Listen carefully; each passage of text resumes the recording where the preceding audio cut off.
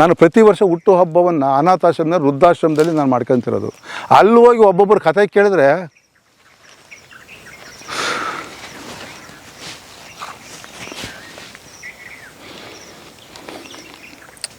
ಅಷ್ಟು ನೋವು ತಿಂದಿದ್ದೀನಿ ನಾನು. ಇಂಥ ಮಕ್ಕಳು ಇದ್ದಾರೆ, ಹಿಂಗೂ ಇದ್ದಾರೆ. ಗಂಡನ್ನ ಮಿಲ್ಟ್ರಿಯಿಂದ ಬಂದವನೇ, ಮಿಲ್ಟ್ರಿಯಿಂದ ಬಂದು 6 ತುಂಡು ಮಾಡಿದಾಳೆ ಹೆಂಡ್ತಿ. 6 ತುಂಡು ಮಾಡಿ ಬಿಸಾಟ್ ಹೋಗಿದ್ದಾಳೆ ಆಕೆ ಗಂಡನ್ನ ಮಿಲ್ಟ್ರಿ ಗಂಡನ್ನ. ಎಂತೆಂಥ ಘಟನೆಗಳು ನಡೀತವೆ. ಇವನ್ನ ಹೇಳ್ತಾ ಹೋದ್ರೆ ಮನುಷ್ಯನಿಗೆ ಯಾಕನ್ನ ಬದುಕಿದೀವಿ ನಾವು, ಯಾಕನ್ನ ಅದೀವಿ ಅನ್ನಂಗೆ ಆಗ್ಬಿಡುತ್ತೆ. ಅದಕ್ಕಿಂತ ಈ ಬೆಟ್ರು, ಈ ಅಡವೆಯಲ್ಲಿ ಹುಳ ಉಪ್ಪಡೆ ನರಿನ ಇದರಲ್ಲಿ ಜೀವನ ಮಾಡೋದು ಬೆಟ್ರ್ ಅಂತೇಳಿ ನಾನು 10-15 ವರ್ಷ ಹಿಂದೆಲ್ಲ ನಮ್ಮ ಅಪ್ಪ ಅಮ್ಮನ ಕರ್ಕೊಂಡು ಅಡವಿಗೆ ಹಾಕೊಂಡು ಗುಡ್ಲು ಕಟ್ಕೊಂಡು ಇವತ್ತು ತೋಟ ಮಾಡ್ಕೊಂಡು ಜೀವನ ಮಾಡ್ಕೊಂಡು ನಿಮ್ಮದೇ ಇದೆ ನೋಡಿ. ಬಟ್ ಎಲ್ಲನೂ ತೋಟನೇ ಮಾಡಿಬಿಟ್ರೆ ಈ ಜೋಳ ಬೆಳೆಯೋರು ಯಾರು, ಸಜ್ಜೆ ತೋಟದಲ್ಲೇ ಮಾಡಿ ಇದನ್ನೆಲ್ಲ ನಾನು ತೋಟ ನೋಡಿ, ನೀರುಳ್ಳಿ ಬೆಳೀತಿರೋದು, ರಾಗಿ ಬೆಳೀತಿದ್ನಿ, ಇದು ಕಡಲೆಕಾಯಿ ಬೆಳೀತಿದ್ನಿ. ಇದು ಜಾಗ ಏನು ಅಂದ್ಕೊಂಡ್ರಿ ಇದನ್ನ? ಈ ಭಾಗ ಏನು ಅಂದ್ಕೊಂಡ್ರಿ? ವೇಸ್ಟ್ ಜಾಗ ಅಲ್ಲ ಇದು.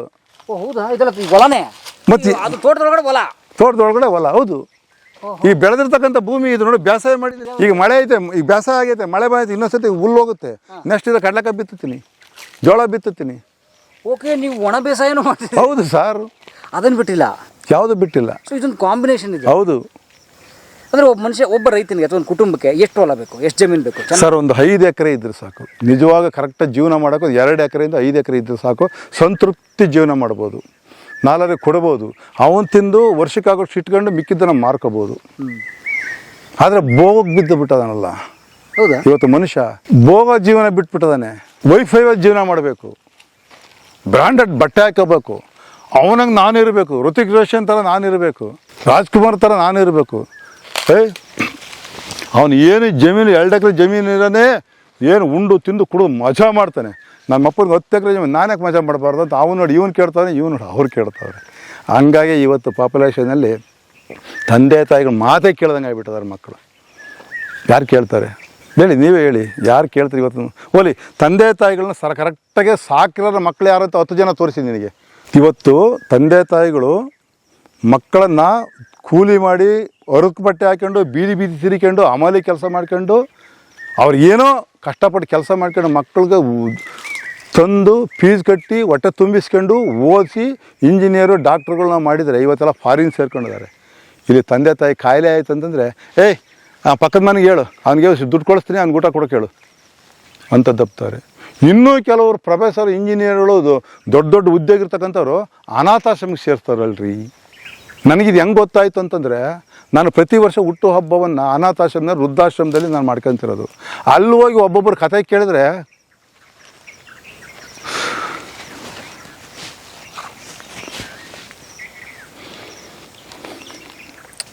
ಕಳೆದ ತಿಂಗಳು ನಾನು ಬರ್ತ್ಡೇ ಮಾಡ್ಕೊಂಡು ಒಂದು ಯಂಗ್ಸು, ಒಳ್ಳೆ ಸುರದ್ರೂಪಿ, ವಯಸ್ಸಾಗಿದೆ, 65 ವರ್ಷ ವಯಸ್ಸಿದೆ. ಅಮ್ಮ ನಿಂದೇನು ಪ್ರಾಬ್ಲಮ್ಮ, ನೀನೇನು ಮಾಡ?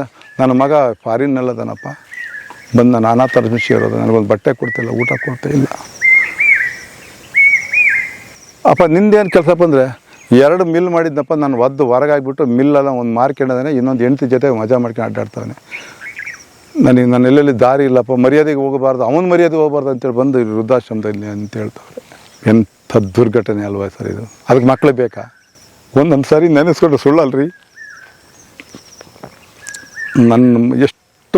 ನನ್ನ ರಕ್ತನೇ ಹೋಗಿದೆ ಕಣ್ಣಲ್ಲಿ, ಅಷ್ಟು ನೋವು ತಿಂದಿದ್ದೀನಿ ನಾನು. ಇಂಥ ಮಕ್ಕಳು ಇದ್ದಾರೆ, ಹಿಂಗೂ ಇದ್ದಾರೆ. ನಿನ್ನೆಲ್ಲಿ ಮನೆ ನೋಡಿ, ಆ ತಂದೆನ ಕರ್ಕೊಂಡೋಗಿ ಉಸಿರುಗಡಿಸಿ ಸಾಯಿಸಿ ಮಂಚಿ ಮೇಲೆ ಮನಿಸಿ ಕರೆಂಟ್ ಚಾರ್ಜ್ ಕೊಟ್ಟು ಕರೆಂಟ್ ಹಿಡಿದು ಸತ್ತವನೇ ಅಪ್ಪ ಅಂತ ಹೇಳ್ಕೊಂಡು ಹೋಗಿದ್ದಾನೆ. ನಿನ್ನೆಲ್ಲಿ ಮನೆ ಅದು ಇಲ್ಲೇ ಇರಬೇಕು, ನಿಯರು ಬೆಂಗಳೂರು ಆಜುಬಾಜು, ಕೋಲಾರದಲ್ಲಿ ಇದರಲ್ಲಿರ್ಬೇಕು, ಎಂಥದ್ದು ಊರ ಹೆಸರು ಮರೆತು ಬಿಟ್ಟೆ. ನೀನು ಪೇಪರಲ್ಲಿದೆ ನೋಡಿ.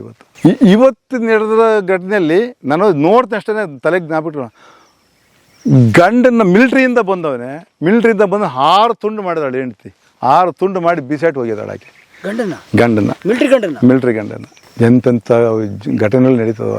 ಇವನ್ನ ಹೇಳ್ತಾ ಹೋದ್ರೆ ಮನುಷ್ಯನಿಗೆ ಯಾಕನ್ನ ಬದುಕಿದೀವಿ ನಾವು, ಯಾಕನ್ನ ಅದೀವಿ ಅನ್ನಂಗೆ ಆಗ್ಬಿಡುತ್ತೆ. ಅದಕ್ಕಿಂತ ಈ ಬೆಟ್ರು, ಈ ಅಡವೆಯಲ್ಲಿ ಹುಳ ಉಪ್ಪಡೆ ನರಿನ ಇದರಲ್ಲಿ ಜೀವನ ಮಾಡೋದು ಬೆಟ್ರ್ ಅಂತೇಳಿ ನಾನು 10-15 ವರ್ಷ ಹಿಂದೆಲ್ಲ ನಮ್ಮ ಅಪ್ಪ ಅಮ್ಮನ ಕರ್ಕೊಂಡು ಅಡವಿಗೆ ಹಾಕೊಂಡು ಗುಡ್ಲು ಕಟ್ಕೊಂಡು ಇವತ್ತು ತೋಟ ಮಾಡ್ಕೊಂಡು ಜೀವನ ಮಾಡ್ಕೊಂಡು ನಿಮ್ಮದೇ ಇದೆ ನೋಡಿ.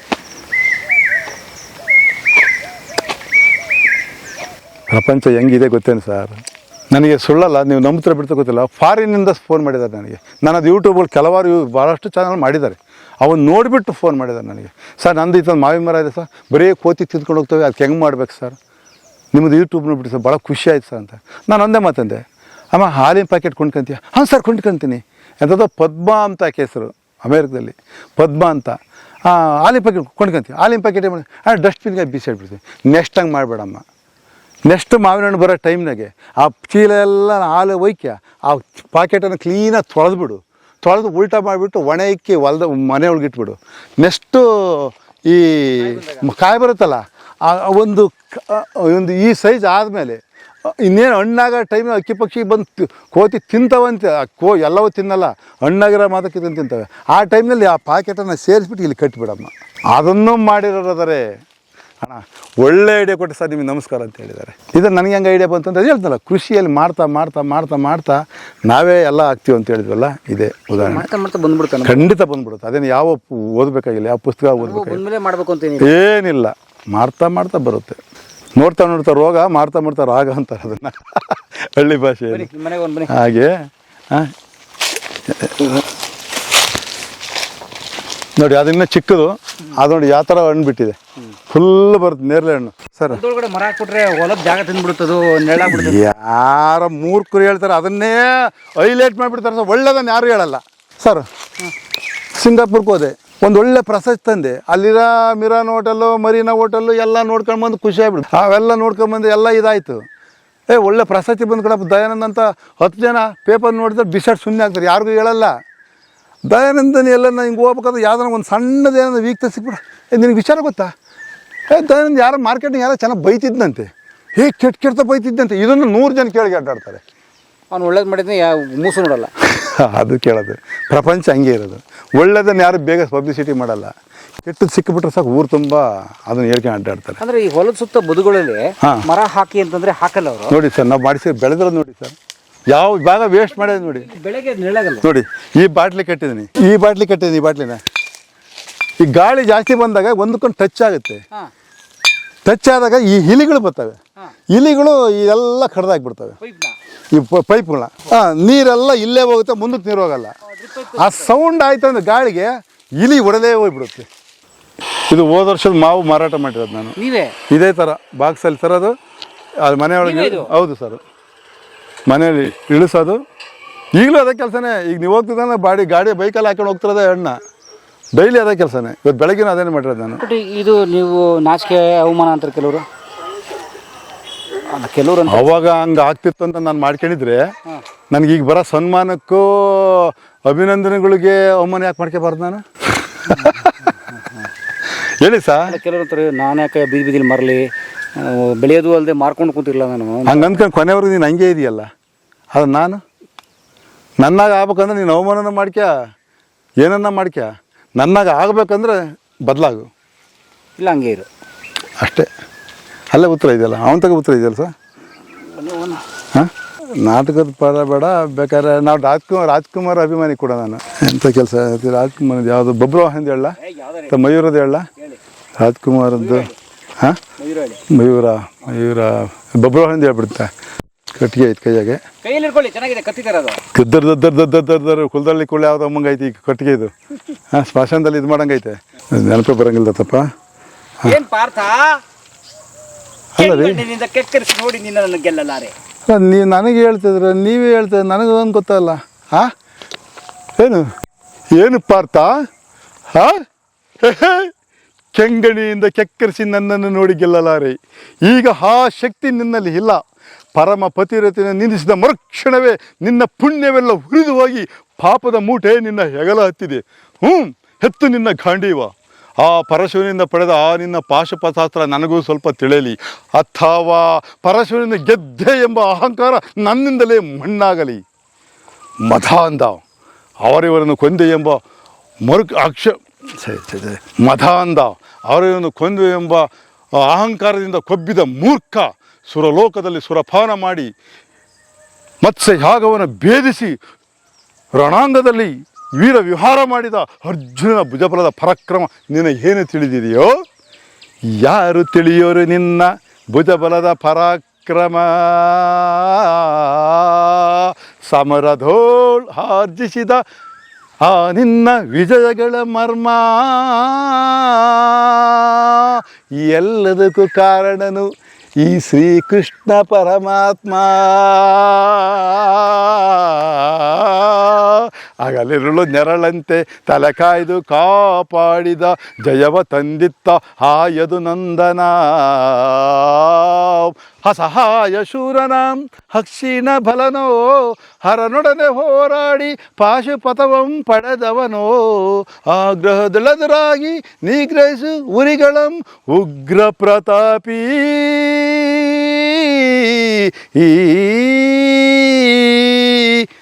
ಓಹೋ ಉಗ್ರ ಪ್ರತಾಪಿ. ಸಭೆಯೊಳಗೆ ದ್ರೌಪದಿಯ ಸೀರೆಯನ್ನು ಸೆಳೆವಾಗ ಎಲ್ಲಿ ಅಡಗಿತ್ತೋ ಈ ನಿನ್ನ ಶೌರ್ಯ. ನೂಪುರಂಗಗಳ ಕಟ್ಟಿ ನಟಿಸಿ ತಕತೈ ಎಂದು ನಾಟ್ಯ ಕಲಿಸಿದ ನಪಂಸಕ ನೀನು. ಚಕ್ರವ್ಯೂಹದಿ ನುಗ್ಗಿ ಛಲದಿಂದ ಛೇದಿಸದೆ ಮಗನನ್ನು ಬಲಿ ಕೊಟ್ಟ ಭ್ರಷ್ಟ ನೀನು. ಗಂಡುಗಲಿಗಳಿಗೆಲ್ಲೋ ಗುಂಡಿಗೆಯು ನಿನಗೆಲ್ಲೋ ಖಂಡಿಸದೆ ಉಳಿಸುವೆ ಹೋಗಲು ಸಿಕಂಡಿ.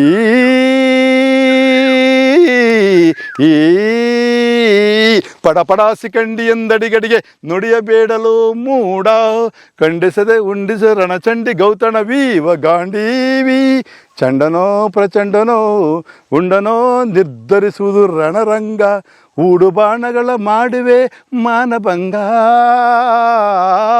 ಕದನದೋಳ್ ಕಲಿಪಾರ್ಥನಂ ಕೆಣಕೆ ಉಳಿದವರಿಲ್ಲ. ಹಬ್ಬರಿಸಿ ಬಬ್ಬಿರಿದರಿಲ್ಲಾರಿಗೂ ಭಯವಿಲ್ಲ. ಆರ್ಭಟಿಸಿ ಬರುತ್ತಿದೆ ನೋಡು ಅಂತಕನ ಆಹ್ವಾನ. ಅಂತಕನಿಗೆ ಹಂತಕನೇ ಹೀ ಬಬ್ರುವಾಹನ. ಏನು ಬಾಡಿ ಲ್ಯಾಂಗ್ವೇಜ್, ಏನು ಡೈಲಾಗು, ಒಳ್ಳೆ ಆರ್ಟಿಸ್ಟ್ ನೀವು. ಏನು ಮಾಡೋದು, ಸಿನಿಮಾ ರಂಗಕ್ಕೆ ಸುಮಾರು ಸತಿ ಹೋಗಿ ಬಂದೆ. ಅವಕಾಶ ಕೊಟ್ಟರು, ಲೆಟರ್ ಕಳಿಸಿದ್ರು, ದುಡ್ಡು ಕೇಳಿದ್ರು, ಅದು ಬೇಡ ಅಂತ ವಾಪಸ್ ಬಂದೆ. ನಿಮಗೆಲ್ಲ ಕಾಸು ಕೊಡೋರೆ, ಜಾಬ್ ಹೋದ್ರೆ ಕಾಸು ದುಡ್ಡು. ಅದು ಫಸ್ಟ್ ಸ್ಟಂಟ್ ಕೇಳಿದ್ರು, ನಾನೊಬ್ಬ ಸ್ಟಂಟ್ ಮ್ಯಾನ್ಗಳು. ಆ ಸ್ಟಂಟ್ ಕೇಳಿದ್ರು. ಆಮೇಲೆ ಅದಕ್ಕೆ ಕೈ ಕಾಲು ಮುರಿದ್ರೆ ಹೆಚ್ಚು ಕಡಿಮೆ ಮಾತ್ರ ದುಡ್ಡು ಬರುತ್ತೆ ಕಣಪ್ಪ ಅಂತೇಳಿ ಇಷ್ಟು ದುಡ್ಡು ಫಿಕ್ಸೆಡ್ ಮಾಡ್ಬೇಕಂತ ಹೇಳಿದ್ರು. ಅವ್ರು AT ರಘು ಅವರು. ಬೇಡ ಬಿಡು ಅಂತೇಳಿ ಅವಾಗ 5 ಸ್ಟಾರ್ ಹೋಟ್ಲಿಗಿದ್ದೆ ನಾನು. ಹಂಗಾಗಿ ಅದು ಬೇಡ ಅಂತ ಬಂದೆ ಸರ್. ಒಂದು ರಂಗಲ್ಲ, ಬಾಡಿ ಬಿಲ್ಡಿಂಗ್ ಎಲ್ಲ ಮಾಡಿ ಅದೇ ಕಲ್ತ್ರಿ ಸರ್. ಅದು ನಾನು ಹುಟ್ಟಿದಿಂದಲೂ ಬಂದ್ಬಿಡ್ತದು body building craze. Body building ಅಂದರೆ ಈ ಹುಟ್ಟಿದಾಗಿಂದ ಅಂತಂದರೆ ನಾನು ಒಂದು IIC ಬಂದಮೇಲೆ ಕೆಂಪು ಓರಿ ಅಂತ ಸಿನಿಮಾ ಬರ್ತಿದ್ವು. ಕೆಂಪು ಓರಿ ಅಂತ ಸಿನಿಮಾ ಬರ್ತಿತ್ತು. ಇಲ್ಲ ಕೆಂಪು ಓರಿ ಅಂತ. ಹೌದು, ನೀವು ಸಿನಿಮಾ ನೋಡಿಲ್ಲ, ಅದು ನಿಮಗೆ ಗೊತ್ತಿಲ್ಲ. ಕೆಂಪು ಓರಿ ಅಂತ ಸಿನಿಮಾ ಬರ್ತಿತ್ತು. ಸುಧೀರ್ ಸಿನಿಮಾ ಬರ್ತಿದ್ವು, ಅವೆಲ್ಲ ನೋಡ್ತಾ ಇದ್ವಿ ನಾವು. ಹೌದು, ಕೆಂಪು ಓರಿ ಅಂತ ಒಂದು ಸಿನಿಮಾ ಇದೆ, ಬಹಳ ಚೆನ್ನಾಗಿದೆ. ನಿಮ್ಗೆ ಗೊತ್ತಿಲ್ಲ, ನೀವು ಆ ಸಿನಿಮಾ ನಿಮ್ಗೆ ಆ ಸಿನಿಮಾನೇ ನೋಡಿಲ್ಲ ನೀವು. ಅಲ್ಲ, ಅವು ಕೆಲವು ರಾಜ್ಕುಮಾರ್ ನಾವು ಪ್ರಭಾಕರ್ನ ಬರೋದಲ್ಲ, ಅವನ್ನ ನೋಡಿ ಇನ್ಸ್ಪೈರ್ ಆಗಿಬಿಟ್ಟಿದೆ ನಾನು. ಅವಾಗಿತ್ತು ಅಂತ ಸಿನಿಮಾ ನಟ ಆಗ್ಬೇಕಂತ. ಚೆಲ್ಲಿದ ರಕ್ತ, ಕಾಡಿನ, ಅವೆಲ್ಲ ಹುಡುಗಾಟ ಅಲ್ಲ. ಕಾಡಿನ ರಾಜ ಇಲ್ಲ, ಆಲ್ಮೋಸ್ಟ್ ಅಲ್ಲಿ ಎಲ್ಲಾ ಸಿನಿಮಾನ ನೋಡಿದೆ. ಒಂದೊಂದು ದಿನ 4 ಶೋ ನೋಡ್ತಾ ಇದ್ದೆ ನಾನು ಥಿಯೇಟ್ರಲ್ಲಿ. ಹೌದು, ಕಾಲೇಜ್ ಚಕ್ಕರ್ ಹೊಡೆದು ಹೋಗಿ ನೋಡ್ತಾ ಇದ್ವಿ. ಈಗ 10 ವರ್ಷ 15 ವರ್ಷಕ್ಕೆ ಬಂತು, ಒಂದು ಸಿನಿಮಾನೂ ನೋಡಿಲ್ಲ. ದುಡ್ಡು ಮಾಡೋಕ್ಕಂತಲ್ಲ, ಜವಾಬ್ದಾರಿ ಜಾಸ್ತಿ ಆದಾಗ, ಮದುವೆ ಎಲ್ಲ ಆದಮೇಲೆ ನಮ್ಮದೇ ಆಗಿರ್ತಕ್ಕಂಥ ದುಡಿಮೆ ಒಂದು ಜವಾಬ್ದಾರಿ ಅಂತ ಬರುತ್ತೆ. ಆ ಬಂದಾಗ ಅವೆಲ್ಲ ಒಂದು ಟೈಮ್, ಒಂದು ಏಜ್, ಅವು ಯಾವ್ಯಾವ ಏಜ್ಗೆ ಏನು ಮಾಡ್ಬೇಕು ಅದನ್ನೆಲ್ಲ ನಾವು ಮಾಡಿಬಿಟ್ವಿ. ಹಾಗಾಗಿ ನಾವು ಬೆಂಗಳೂರು ಅಂತ ಪಟ್ಟಣ ಸೇರ್ಕೊಂಡಾಗ ಸ್ವಲ್ಪ ದಿನ ಕೆಲಸ ಬಿಟ್ಟೆ. ಯಾಕಂದರೆ ಈ ರೋಡಲ್ಲಿ ಟಾಯ್ಸ್ ಐಟಮ್ ಮಾರ್ಕೊಂಬರೋರು. ಅವ್ರು ಎಷ್ಟು ದಿನ ದುಡಿತೀನಿ, ದಿನಕ್ಕೆ 500, 1000, 2000 ದುಡಿತೀನಿ, ಇಷ್ಟಿಂಗೆ ಐತೆ ಅಂತ ತೋರಿಸಿ ನಾನು ಅವ್ರ ಜೊತೆ ಹೋಗ್ಬಿಟ್ಟೆ. ಮಂಗಳೂರು, ಉಡುಪಿ ಎಲ್ಲ ಕಡೆ, ಚನ್ನಪಟ್ಟಣ ಎಲ್ಲ ಕಡೆ ಹೋಗ್ಬಿಟ್ಟೆ. ಬೆಂಗಳೂರಲ್ಲಿ ಒಂದೇ ಏರಿಯಾ ಬಿಟ್ಟಿಲ್ಲ, ಹಂಗೆ ಸಿಟಿ ಸುತ್ತಿದ್ದೀನಿ. ಟಾಯ್ಸ್ ಐಟಮ್ ತಗೊಂಡೋಗಿ. ಟಾಯ್ಸ್ ಐಟಮ್ ಅಂದರೆ ಗೊಂಬೆ ಮಾರ್ಕೊಂಬತ್ತಾರಲ್ಲ, ವಿಮಾನ, ಹೆಲಿಕಾಪ್ಟ್ರು, ಮಕ್ಕಳ ಆಟದ ಗೊಂಬೆ. 30 ರೂಪಾಯಿ ಒಂದು ಸಿಕ್ತು ಬಳೆ ಮಾರ್ಕೆಟಲ್ಲಿ, ಸಂಡೇ ಮಾರ್ಕೆಟಲ್ಲಿ. ನಾವೇ ಮಾಡೋದು, 30 ರೂಪಾಯಿ ಒಂದು ತಗೊಂಡಿದ್ದನ್ನು ನಾವೊಂದು 50, 70, 30 ದುಡ್ಡು ಕೊಟ್ಟು ತಗೊಂಬಿಡೋದು. ತಗೊಂಬಿಟ್ಟು 200 ರೂಪಾಯಿ ಒಂದು ಹೇಳ್ತಿದ್ದು. ದೊಡ್ಡ ಈಟು 30 ರೂಪಾಯಿ ಸಿಗೋವು. 200 ರೂಪಾಯಿ ಒಂದು. 2 ತಗೊಂಡ್ರೆ 200 ರೂಪಾಯಿ, 1 ತಗೊಂಡ್ರೆ 200 ರೂಪಾಯಿ.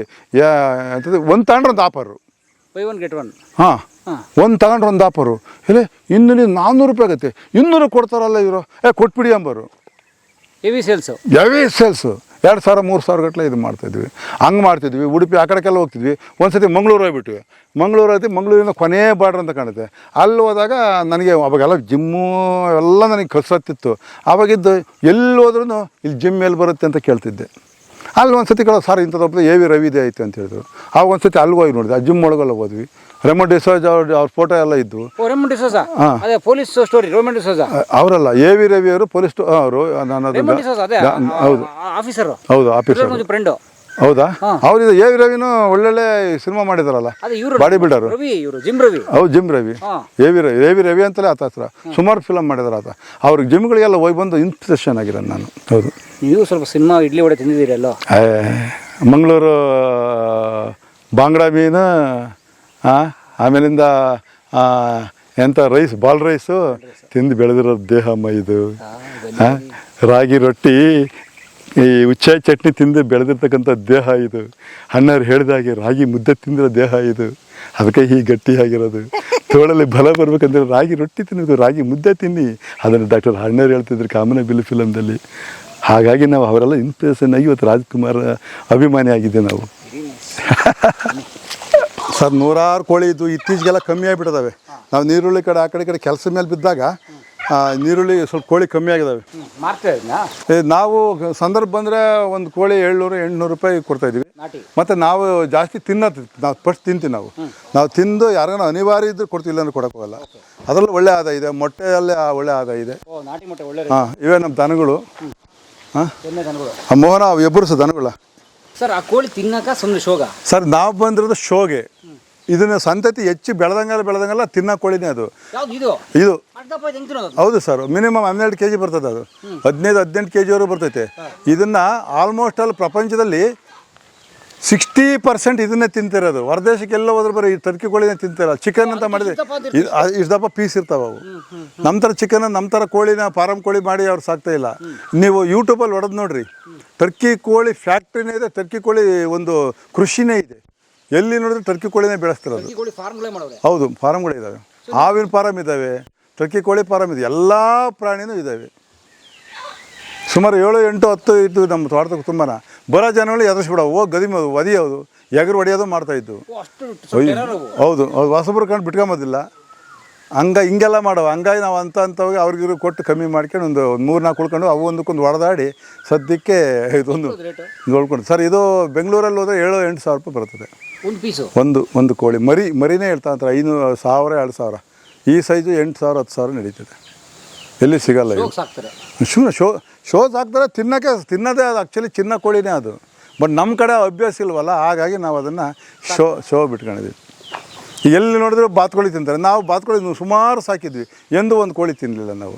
ನಮಗೆ ಸಾಕಿದಾರಿಗೆ ಅನ್ಸಲ್ಲ. ಇದು ಜೀವದವಲ್ಲ ಚಿಕನ್ ನಾಟಿ ಕೋಳಿ ಅವನ್ನೆಲ್ಲ ತಿಂದು. ಸರ್ ಮಜ್ಜಿಗೆ ಕುಡೀರಿ, ಒಂದು 10 ನಿಮಿಷ ಬಿಟ್ಟು. ಸರ್ ಕಟ್ ಮಾಡಲ ಇವತ್ತು?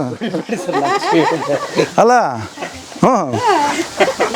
ಅದೇನು ಹೇಳ್ತಾರಲ್ಲ, ನಾರಿನಿಂದ ಹೂವು ಸ್ವರ್ಗ ಸೇರ್ತಂತಲ್ಲ, ಹಂಗೆ ನಿಮ್ಮ ನಮಗೂ ಅನ್ಪಿ ಸಿಗುತ್ತೆ. ನೆನ್ನೆನೂ ಮಾಡಿದ್ವಿ. ಅಲ್ಲ ನೀವು ತಿನ್ನೋದಿಲ್ಲ, ನೀವು ಕುಡೀರಿ. ಇಲ್ಲ ನೀವು ಕುಡೀರಿ ಸರ್. ಕೊಳಮ್ಮ ಸರ್, ನಿಮ್ಮ ಎಮ್ಮೆ ಮಜ್ಜಿಗೆ.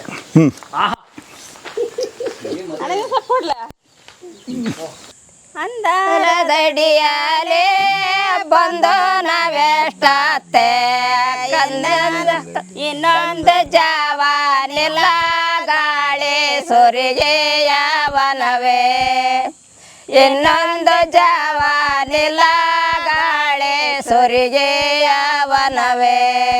ಚಪ್ಪರಗಳಿಗೆ ನಿಲಗಾಳಿ ನಮ್ಮನೆಯ ಕಂದನ ಮಾರೆ ಯರ್ವ ತನಕ ಸುರಿಗೆಯವನವೇ. ಚಪ್ಪರದಡಿಯಾಲೆ ಒಕ್ಕೋ ನಾವೆಷ್ಟತ್ತೆ ಪುತ್ರನ ತಾಯಿ ವರಗಿರೆ ಸುರಿಗೆಯವನವೇ. ಪುತ್ರನೇ ತಾಯೇ ಒಳಗಿರೆ ನಮ್ಮನೆಯ ಪುತ್ರ ಮಗದಾರೆ ಯರ್ವ ತನಕ ಸುರಿಗೆಯವನವೇ. ದಾರೆಯ ಒತ್ತಿಗೆ ಯಾರ್ಯಾರು ಬರಬೇಕೆ ಸೋದರ ಮಾವ ಹಿರಿಯ ಸೊರಿಗೆಯವನವೇ ಸದರನೆ ಮಾವ ಹಿರಿಯ ಸೋದರು ಮಾವ ದಾರೆ ಒತ್ತಿಗೆ ಬರಬೇಕೆ ಸುರಿಗೆಯವನವೇ ಚಪ್ಪರದಡಿಯಾಲೆ ಒಕ್ಕೋ ನವೆಷ್ಟತ್ತೆ ಪುತ್ರನ ತಾಯೇ ಹೊರಗೇರೆ ಸುರಿಗೆಯವನವೇ ಬಿಡು ಮಂಗಳೂರು ಆರುತಿ ಆರುತಿ ನೂರೊನ್ನಿನ ಆರುತಿ ಹೊಲದಂತ ವೀರಣ್ಣಗೆ ವೀರಗೆ ಮಾರಮ್ಮತ್ತಪ್ಪಗೆ ಮೈಗದೆತ್ತಪ್ಪಗೆ ಗಂಗೆ ಮಾಳಮ್ಮಗೆ ಗಂಡ ಸಿತ್ತಯ್ಯಗೆ ಯಚುಳಿ ಮಾರಕ್ಕಗೆ ಜೋಡಿಲಿ ಬಾ ಮೈದಾರು ತಿಮ್ಮಪ್ಪಗೆ ಮಂಗಳ ಜಯ ಮಂಗಳ ಒಂದು ಕರಡಿ ಒಳಗೆ ತಂದಾರ ಬೀಸಡಿಕೆ ತಂದು ಕಾವೇರಿ ಸ್ನಾನವ ಮಾಡಿ ರೆಂಬೇರು ಚೆಲ್ವೇರು ನಿಂದು ಕರುಗಳ ಮುಗಿದು ತಂದೆ ತಿಮ್ಮಪ್ಪಗ ಆರುತಿ ನೆತ್ತಿರೆ ಮಂಗಳ ಜಯ ಮಂಗಳ ಎಡದಲ್ಲಿ ಪಾರ್ವತಿ ಬಲದಲ್ಲಿ ಶ್ರೀ ತುಳಸಿ ಬಲಕ್ಕೆ ಸಿಕ್ಕಿದವಂತೆ ಬಿಲ್ಲು ಬಾಣ ಗರುಡ ವಾಹನ ನೇರಿ ನಾಟ್ಯವಾಡುತ್ತ ಬಂದ ತಂದೆ ತಿಮ್ಮಪ್ಪಗ ಆರುತಿ ನೆತ್ತಿರೆ ಮಂಗಳ ಜಯ ಮಂಗಳ ವನವ ನೋಡಿರೆ ನನ್ನಮ್ಮನ ತನವ ಬೇಡಿರೆ ಮೊದಲೇನೆ ಸಲ್ಲೇಲೆ ಮೊದಲಾರಿ ನೆನು ದೇವೆ 16 ಗಾಲೆ ಗರಾತೆಯ ವನವ ನೋಡಿರೆ ನನ್ನಮ್ಮನ ತನವ ಬೇಡಿರೆ ಮುಂಚೆನೆ ಸಲ್ಲೇಲೆ ಕೆಂಚಮ್ಮನ ನೆನು ದೇವೆ ಕಂಚಿನ ಗಾಲೆ ಗರಾತಿಯ ವನವ ನೋಡಿರೆ ನನ್ನಮ್ಮನ ತನವ ಬೇಡಿರೆ ದೊಡ್ಡಿನ ದೊಪ್ಪನಕ್ಕೆ ದೊಡ್ಡೋಳು ನೆನು ದೇವೆ ದೊಡ್ಡ ಬೇಗಾಗೆ ಇರವಳೆ ವನವ ನೋಡಿರೆ ನನ್ನಮ್ಮನ ತನವ ಬೇಡಿರೆ ದೊಡ್ಡ ಒಬ್ಬಿಗಾಗೆ ಇರುವಳು ಕರಿಯಮ್ಮನ ದೊಡ್ಡಳ ಮೊದಲೇ ನೆನ ದೇವೆ ವನವ ನೋಡಿರೆ ನನ್ನಮ್ಮನ ತನವ ಬೇಡಿರೆ ಸಾಬೋರಣಿನಾಕೆ ತಾಯಿ ನಿನ್ನ ನೆನು ದೇವೆ ಸಾಲೋ ಬೇಗಾಗೆ ಇರವಳೆ ವನವ ನೋಡಿರೆ ನನ್ನಮ್ಮನ ತನವ ಬೇಡಿರೆ ಒತ್ತಲುಂಟೆ ಎದ್ದೋ ಬಟ್ಟರು ಮಗವ ತೊಳೆದೋ ಇಟ್ಟಿನ ರುತಿಯ ಬೆಳೆಗ್ಯಾರೆ ವನವ ನೋಡಿರೆ ನನ್ನಮ್ಮನ ತನವ ಬೇಡಿರೆ ಹೂವು ಎಲ್ಲ ಒಂದು ಹೂವಿಗೊಗಲು ದೇರೆ ಹೂವೇ ದ್ಯಾಮೌನ ಗೋಡೆ ಹಿಂದೆ ವನವ ನೋಡಿರೆ ನನ್ನಮ್ಮನ ತನವ ಬೇಡಿರೆ ಹೂವೇನೆ ದ್ಯಾಮೌನ ಗುಡಿಂದ ಸೂರ್ಯಕಾಂತಿ ಹೂವರಳೆ ಬಾಯ ಬಿಡುತ್ತವೆ ವನವ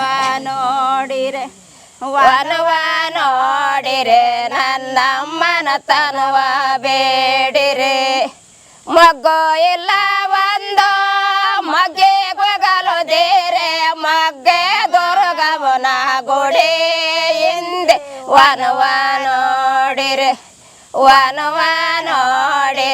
ನನ್ನಮ್ಮನ ತನವ ಬೇಡಿರೆ ಮಗ್ಗೇನೆ ದುರ್ಗಮನ ಗುಡಿದ ಸೂರ್ಯಕಾಂತಿ ಮಗ್ಗರಳೆ ಬಾಯ ಬಿಡುತ್ತವೆ ವನವ ನೋಡಿರೆ ನನ್ನಮ್ಮನ ತನವ ಬೇಡಿರೆ ಆರೋತಿ ವರುಟವೆ ಕಿರುತಿ ಒಳ್ಳೊಳಗೆ ಕೇರೆಲ್ಲ ಮೆರೆ ಒಳಿಗೆ ವನವ ನೋಡಿರೆ ವನವ ನೋಡಿರೆ ನನ್ನಮ್ಮನ ತನವ ಬೇಡಿರೆ ಕೆರೆನ ಕೆರೆಲ್ಲ ಮೆರವಳ ಜಮವಾಗೆ ಹಾರೋ ತರುಟಾವೆ ಅಯನೋರು ವನವ ನೋಡಿರೆ ವನವ ನೋಡಿರೆ ನನ್ನಮ್ಮನ ತನವ ಬೇಡಿರೆ ಕಾಯೇ ನೆನೆ ಕಾಯೇ ಕಾಯಿ ತೆಂಗಿನ ಕಾಯೇ ಬಡವರ ಕಾಯೇ ಎಳೆಗಾಯೇ ವನವ ನೋಡಿರೆ ವನವ ನೋಡಿರೆ ನನ್ನಮ್ಮನ ತನವ ಬೇಡಿ ಬಡವರನೆ ಕಾಯೇ ಎಳೆಗಾಯಿ ಒಡೋದಾರೆ ಎಳೆ ನೀರಿನ ಕೋಡೆ ಅರೋದವೆ ವನವ ನೋಡಿರೆ ವನವ ನೋಡಿರೆ ನನ್ನಮ್ಮನ ತನವ ಬೇಡಿರೆ. ಇತ್ತೀಚೆಗೆ ನಾನು ಒಬ್ಬರನ್ನ ಭೇಟಿ ಮಾಡಿದ್ದೆ, ಹೆಸರು ಬೇಡ, ಆದರೆ ಅವರು ಹೇಳ್ತಿದ್ರು ಇಲ್ಲ ರೀ ಆಗಲ್ಲ, ಕೃಷಿಯಲ್ಲಿ ಏನೂ ಆಗಲ್ಲ, ವರ್ಕೌಟ್ ಆಗಲ್ಲ, ಏನಾದ್ರು ಕೆಲಸ ಇದ್ದರೆ ಹೇಳಿ ನಿಮ್ಮ ಹತ್ರ ಸೇರಿಸ್ಬಿಡ್ತೀನಿ ಅಂತ ನಮಗೆ ಅನೇಕ ಸಲ ಕೇಳ್ತಿದ್ರು. ಯಾಕೆ 7-8 ಎಕರೆ ಜಮೀನು ಇದೆಲ್ಲ ಮಾಡ್ಬೋದಲ್ಲ ಅಂತಂದರೆ ಇಲ್ಲ ಇದು ಯಾರಿಗೂ ಆಗದೇ ಇರೋದು ಹಾಗೆ ಹೀಗೆ ಅಂತ. ಅವ್ರ ಮಗ ಯುವಕರೇ. ಆದರೆ ಅವಾಗ ನನಗನ್ನಿಸ್ತಿತ್ತು ಹೌದಾ ಹೇಗೆ ನಿಜಾನ ಅವ್ರು ಹೇಳ್ತಿರೋದು ಹೇಗೆ ಅಂತ. ಆದರೆ ನನಗೆ ನಮ್ಮ ಚಳ್ಳಕೆರೆಯ ದಯಾನಂದ ಮೂರ್ತಿಗಳ ಮಾತನ್ನು ಕೇಳಿದ ಮೇಲೆ ಸುದೀರ್ಘವಾಗಿ ಒಂದು 3-4 ಗಂಟೆ ನನಗನ್ಸಿದ್ದು ಇಲ್ಲ, ಅಲ್ಲೇ ನಿಂತು ಕೃಷಿಯ ಕೆಲಸಕ್ಕೆ ಸತತವಾಗಿ ತೊಡಗಿಸ್ಕೊಂಡು ತಾನೇ ಸ್ವಂತ ದುಡಿತೀನಿ ಅಂತ ಅಂದ್ಕೊಂಡು ನಿಂತು ಹೊಸ ರೀತಿಯ ಪ್ರಯೋಗಗಳನ್ನ ಮಾಡ್ತಾ ಬೇರೆ ಬೇರೆ ಮಿಶ್ರ ಬೆಳೆಗಳನ್ನು ಸಮಗ್ರ ಕೃಷಿಯನ್ನು ಮಾಡಿದ್ರೆ ನಿಜಕ್ಕೂ ಅದರಲ್ಲಿ ಯಶಸ್ಸನ್ನು ಲಾಭವನ್ನು ಕಾಣ್ಬೋದು ಅನ್ನೋಕ್ಕೆ ನಮ್ಮ ಚಿತ್ರದುರ್ಗ ಜಿಲ್ಲೆ ಚಳ್ಳಕೆರೆಯ ದಯಾನಂದ ಮೂರ್ತಿಗಳ ಮತ್ತು ಅವರ ಕುಟುಂಬದ ಈ ಬದುಕೇ ಸಾಕ್ಷಿ. ಕಣ್ಣು ಮುಂದೆ ಇದೆ ನಿಮಗೆ. ವರ್ಷಕ್ಕೆ ನೀವೆಲ್ಲ ಲೆಕ್ಕ ಹಾಕೋ ಹಾಗೇ ಹಣದ ಲೆಕ್ಕದಲ್ಲೇ ಹೇಳಬೇಕು ಅಂತಂದರೆ, ಯಾಕೆ ಹಣದ ಲೆಕ್ಕದಲ್ಲಿ ಹೇಳ್ತೀನಿ ಗೊತ್ತಾ, ರೈತರ ಬದುಕನ್ನ ಹಣದ ಲೆಕ್ಕ ಹಾಕಬಾರ್ದು. ಆದರೆ ಅನೇಕರು ಕೇಳ್ತಿರಲ್ಲ ಏನು ಸ್ಕೋಪ್ ಇದಕ್ಕೆ, ಸ್ಕೋಪ್ ಅಂದರೆ ದುಡ್ಡು ಕಾಸು ಅಂತ. ಆಯಿತು, ನಿಮ್ಮ ಸ್ಕೋಪ್ ಪ್ರಕಾರನೇ ಹಣಕಾಸಿನ ಪ್ರಕಾರ ಲೆಕ್ಕ ಹಾಕಬೇಕು ಅಂತಂದ್ರೆ ಸುಮಾರು 18-20 ಲಕ್ಷ ರೂಪಾಯಿ ಸರಾಸರಿ ಅವ್ರ ವಾರ್ಷಿಕ ಆದಾಯ. ಹಾಗಾಗಿ ಅದನ್ನು ಅವ್ರು ದುಡಿತಿದ್ದಾರೆ. ಸೊ ಹಾಗಾಗಿ ಜೊತೆಗೆ ಶುದ್ಧವಾದ ಗಾಳಿ, ಶುದ್ಧವಾದ ನೀರು, ತಮ್ಮ ಕುಟುಂಬದ ಜೊತೆಗೆ ನೋಡಿ ತಾಯಿ ನೋಡ್ಕೋತಾ, ಪತ್ನಿ ಜೊತೆ ನೋಡ್ಕೋತಾ, ಇತ್ತೀಚೆಗೆ ಅವ್ರ ಮಗಳ ಮದುವೆ ಮಾಡಿದ್ದಾರೆ. ತುಂಬ ಕುಟುಂಬ ಅವ್ರದ್ದು, ಒಂದು ಒಳ್ಳೆ ಕುಟುಂಬ ಅವ್ರದ್ದು. ಹೀಗೆ ಬದುಕ್ತಿರುವಂಥ ದಯಾನಂದ ಮೂರ್ತಿಗಳು 58 ವರ್ಷ ಆದ್ರೂ 38 ವರ್ಷದ ಥರ ಕಾಣ್ತಾರೆ ಅವರು. ಹೀಗೆ ಆರೋಗ್ಯದ ಜೊತೆಗೆ ಮಾನಸಿಕ ಆರೋಗ್ಯನೂ ಉಳಿಸ್ಕೊಂಡು ಬದುಕ್ತಿರುವಂತಹ ಇದು ನಿಜಕ್ಕೂ ದೊಡ್ಡ ಸಾಧನೆ, ತುಂಬ ದೊಡ್ಡ ಸಾಧನೆ. ನಾವೆಲ್ಲರೂ ನೋಡಿ ಕಲಿಬೇಕಾಗಿರುವಂಥದ್ದು. ಬಹುತೇಕ ಕೃಷಿಕರ ಜೊತೆಗೆ, ಕೃಷಿಕರಂತೂ ಇದನ್ನು ಅಳವಡಿಸ್ಕೊಂಡ್ರೆ ಭಾಳ ಒಳ್ಳೆಯದು, ಆದರೆ ಕೃಷಿಕರ ಜೊತೆಗೆ ಎಲ್ಲರ ಬದುಕಿಗೂ ಸಾಧನೆ ಮಾಡಬೇಕು ಅಂತ ಅಂದ್ಕೊಳ್ಳುವ, ಇಲ್ಲ ವಿಶೇಷವಾಗಿ ಬದುಕಬೇಕು, ನನ್ನ ಬದುಕನ್ನು ನಾನು ತುಂಬ ಸುಂದರವಾಗಿ ರೂಪಿಸ್ಕೋಬೇಕು ಅಂತ ಅನ್ನುವ ಪ್ರತಿಯೊಬ್ಬರಿಗೂ ಬಹುಶಃ ಇವ್ರ ಬದುಕು ಮಾದರಿ, ಆದರ್ಶ ಅಂತ ಕೇಳ್ಕೊತೀನಿ ಸ್ನೇಹಿತರೆ. ಹಾಗಾಗಿ ಭಾಳ ಧನ್ಯವಾದ, ನಮ್ಗೆ ಸಂತೋಷ ಆಯಿತು. ಚಳ್ಳಕೆರೆ ತುಂಬ ಪ್ರಾಜ್ಞರ ನಾಡಿದು. ಇದು ಎಣ್ಣೆ ಕಾಳುಗಳನ್ನು ಇಡೀ ಕರ್ನಾಟಕಕ್ಕೆ ಹಂಚ್ತಿರುವಂಥ ನಾಡು. ಇಲ್ಲಿಯ ಚಳ್ಳಕೆರೆಯ ಎಣ್ಣೆ ಬೀಜಗಳ ಕ್ವಾಲಿಟಿಯೇ ಬೇರೆ. ಅದು ಸೂರ್ಯಕಾಂತಿ ಇರ್ಬೋದು ಅಥವಾ ನೆಲಗಡಲೆ ಇರ್ಬೋದು, ಶೇಂಗಾ ಇತ್ಯಾದಿ ಎಲ್ಲ ಇಲ್ಲಿನ ಕ್ವಾಲಿಟಿನೇ ಬೇರೆ. ಸೊ ಅಂತಹ ಅದ್ಭುತವಾದ ಎಣ್ಣೆ ಕಾಳುಗಳನ್ನು ಬೆಳೆದು ಇಡೀ ಕರ್ನಾಟಕಕ್ಕೆ ಕೊಡ್ತಿರುವಂಥ ಚಳ್ಳಕೆರೆಗೆ ಬಂದು ನಮ್ಗೆ ತುಂಬ ಸಂತೋಷ ಆಯಿತು. ಇದು ದೊಡ್ಡ ಮರಿಕುಂಟೆ ಅಂತ ಗ್ರಾಮ, ಇದು ದೇವರ ಮರಿಕುಂಟೆ, ಇದು ದೇವರ ಮರಿಕುಂಟೆ ಅಂತ ಗ್ರಾಮ. ಇದು ಇಲ್ಲಿ ಬಂದಿದ್ದೀವಿ, ತೋಟದಲ್ಲೇ ಮನೆ ಮಾಡ್ಕೊಂಡು ತುಂಬ ಸುಂದರವಾಗಿ ಬದುಕ್ತಿದ್ದಾರೆ. ಸರ್ ಶುಭವಾಗಲಿ ಸರ್, ದೇವರು ನಿಮ್ಗೆ ಹೀಗೆ ಆರೋಗ್ಯ ಆಯಿಸ್ಕೊಡ್ಲಿ ಅಂತ ನಾನು ಕೇಳ್ಕೊತೀನಿ, ಬೇಡ್ಕೊತೀನಿ. ಅಮ್ಮ ನಿಮ್ಮ ಆಶೀರ್ವಾದ ಎಲ್ಲರೂ ಇರಲಿ. ನಿಮ್ಮ ಸಹೋದರಿಯರೆಲ್ಲ ಇದ್ದಾರೆ, ನಿಮ್ಮ ಎಲ್ಲರೂ ಕೋ-ಬ್ರದರ್ಸ್ ಎಲ್ಲ, ತಂಗಿ ಶಿವನ್ಪೂರ್ಣ ಅಂತ, ಅಮ್ಮ ಕೆಂಚಮ್ಮ, ಅಕ್ಕ ಮೀನಾಕ್ಷಮ್ಮ, ಮಾವ ನಿಂಗಪ್ಪ, ಈತ ಮಾವ ತಂಗಿ ಗಂಡ ಮೋಹನ್ ಅಂತ.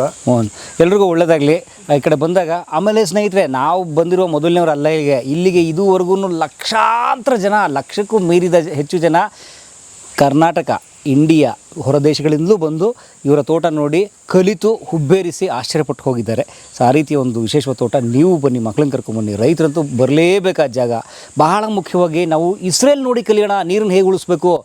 ಇಸ್ರೇಲ್ನವ್ರು ಹಾಗೆ ಬೆಳೀತಾರಂತೆ, ಜಪಾನವ್ರು ಹೀಗೆ ಮಾಡ್ತಾರೆ ಅಂತ ಬರೀ ಬೇರೆ ದೇಶಗಳು ನೋಡ್ತೀವಿ. ಆದರೆ ನಮ್ಮ ಚಳ್ಳಕೆರೆಯ ರೈತರೇ ಇಸ್ರೇಲ್ಗಿಂತಲೂ ಬಹಳ ಅದ್ಭುತವಾಗಿ 10 ಎಕರೆ ಜಾಗಕ್ಕೆ 1.5 ಇಂಚಿನ ನೀರಲ್ಲಿ ಬದುಕ್ತಿದ್ದಾರಲ್ಲ, ಮಾಡಿದಾರಲ್ಲ, ಇದು ನಿಜಕ್ಕೂ ಇಸ್ರೇಲ್ಗಿಂತಲೂ ಬಹಳ ಒಳ್ಳೆ ಮಾದರಿ. ನಾವು ನಮ್ಮನ್ನು ನೋಡಿ ಕಲಿಬೇಕು, ನಮ್ಮ ಅಂಗೈ ನೋಡಿ ಕಲಿಬೇಕು. ನಾವು ಇದಕ್ಕೂ ಪಕ್ಕದ ಮನೆಯವ್ರು ನೋಡಿ ಕಲಿಯೋಕ್ಕೆ ಯಾವತ್ತೂ ಟ್ರೈ ಮಾಡ್ತಿರ್ತೀವಿ ಅಂತ ಹೇಳ್ತಾ ಭಾಳ ಧನ್ಯವಾದ ನೀವು ನೋಡಿದ್ದಕ್ಕೂ ಕೂಡ. ಸರ್ ಶುಭವಾಗಲಿ ಸರ್, ನೇಗಿಲ ಯೋಗಿಗೆ ಶುಭವಾಗಲಿ ಸರ್. ಹಾಂ,